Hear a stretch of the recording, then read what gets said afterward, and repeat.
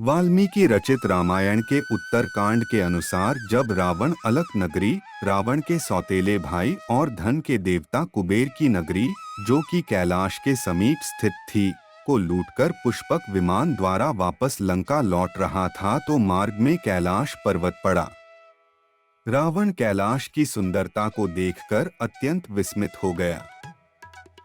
कुबेर ने रावण को पहले ही सचेत किया था कि पुष्पक विमान को लेकर कैलाश की सीमा में न प्रवेश करें, क्योंकि पुष्पक विमान कैलाश की दैविक ऊर्जा को सहन नहीं कर पाएगा।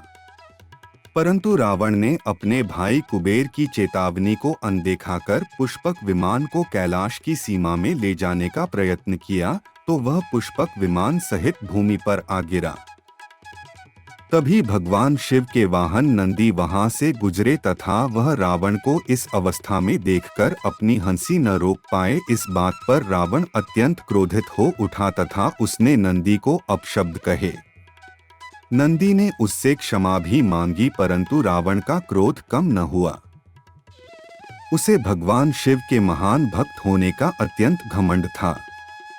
रावण सारी मर्यादा भूल जाता है तथा मंदबुद्धि और वानर कहकर संबोधित करता है और कहता है कि पता नहीं किस प्रकार से महादेव ने उसे अपना सेवक बना रखा है, जबकि उसके पास जरा भी अकल नहीं है। उसके लक्षण वानर के समान है तथा वह नंदी को मूर्ख वानर कहता है। इस बात पर नंदी को भी क्रोध आ जाता है और वह रावण को श्राप देते हैं कि क्योंकि उसने समस्त वानर जाति का अपमान किया है, एक वानर ही उसके विनाश का कारण बनेगा। एक वानर ही उसकी समस्त संपदा को नष्ट करेगा। इस पर रावण हंसता है और अपने घमंड में चूर होकर बोलता है कि वह महादेव को कैलाश सहित लंका ले जाने के लिए आया है। शिव तांडव स्तोत्र रावण द्वारा रचित शिव जी की स्तुति है। तांडव की उत्पत्ति तंडुल शब्द से हुई है, जिसका अर्थ होता है उछलना। तांडव का मतलब होता है ऊर्जा और शक्ति से उछलना। तांडव नृत्य करने से दिमाग शक्तिशाली होता है। रावण भगवान शिव का अनन्य भक्त था। उसके मन में यह इच्छा थी कि भगवान स्वयं उसके साथ आकर रहें और वह उनकी सेवा करें। इस बात को वह कई बार भगवान के सम्मुख रख भी चुका था, पर भगवान शिव उसे विनम्रता पूर्वक कई बार यह समझा चुके थे कि यह संभव नहीं है। परंतु रावण बहुत हठी था।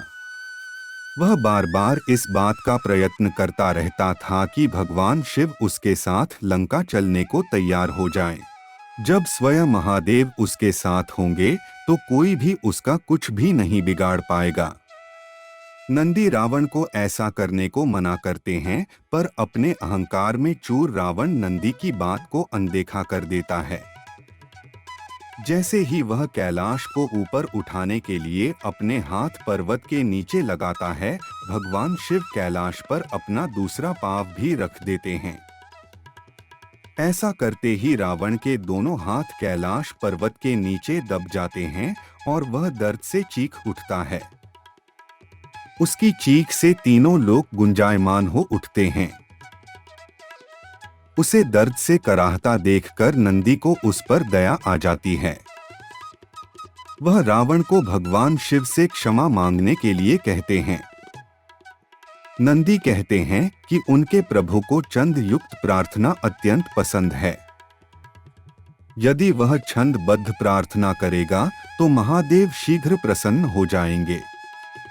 रावण नंदी की सलाह मानकर भगवान शिव की छंदबद्ध प्रार्थना करता है, जिससे भगवान प्रसन्न हो जाते हैं तथा रावण को उसकी पीड़ा से मुक्त कर देते हैं और रावण को दर्शन देते हैं। भगवान शिव उससे कहते हैं कि चाहे भक्ति हो या शक्ति, किसी भी चीज का अहंकार अनुचित है।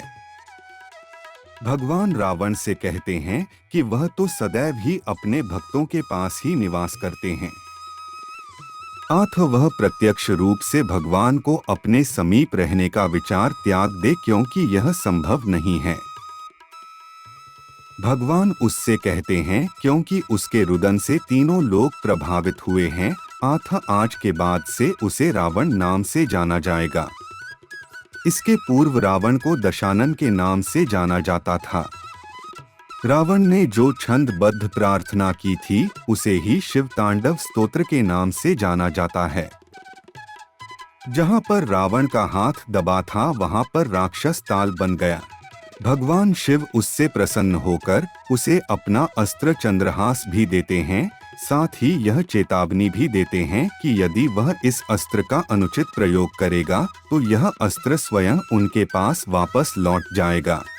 तो मित्रों, अगर आपको यह कथा पसंद आई हो एवं ऐसी और कथा की जानकारी चाहते हैं तो कृपया अपने इस YouTube चैनल स्पिरिचुअल संस्कार को लाइक एवं सब्सक्राइब करें।